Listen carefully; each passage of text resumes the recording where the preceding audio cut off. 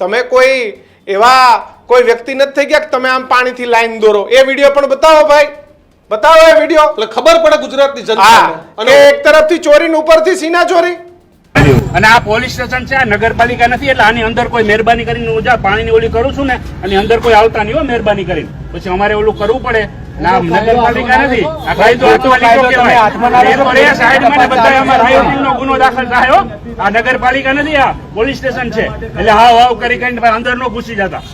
બરોબર? એટલે જે તમારું પોલીસ એની તપાસ કરે છે ભાઈ, તપાસ થશે એટલે તમને જાહેર કરી એટલે કઈ બોલતા નથી. એટલે તમે હાવ કરતા કરતા અહીંયા પહોંચી જાય તો હમણાં અંદર પહોંચી જશે. અંદર કોઈ નહીં આવે. હા. બરાબર ને? આ બધા સાઈડમાં માને છે તમારું? સાઈડમાં તમે ભાઈ માનતા હોય તો બોલજો વચ્ચે. માને છે તમારું?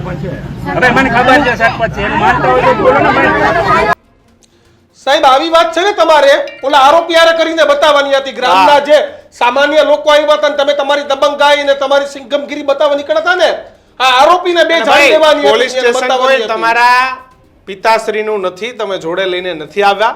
પોલીસ સ્ટેશન એ પ્રજાનું છે અને જો પ્રજાને તમારા કામથી અણગમો હશે તો ટોળા પણ આવશે અને પોલીસ સ્ટેશને પણ આવશે. તમે પાણીથી લાઈન દોરનારા કોણ ભાઈ? એટલે લોકશાહી છે ભાઈ. આ લોકોને ધમકાવ્યા. આવે તમે ધમકી સામાન્ય લોકોને આપવા નીકળ્યા. સાહેબ પીએસઆઈ શ્રી, તમે કાલ અમારી પર પણ ફરિયાદ દાખલ કરશો?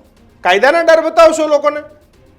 રજૂઆત કરવા આવે એટલે બતાવો ને બળાત્કારીને કાયદાની ડર તાકાત હોય તો ત્યાં તમે કાનમાં કેવા જાવ છો? અને સામાન્ય લોકો આવે તો લક્ષ્મણ રેખા કરી દઉં છું, પાણી કરશું, નાના કોઈ કામ આવતા નહીં, નાડા ના આવતા, નામ ના કરતા.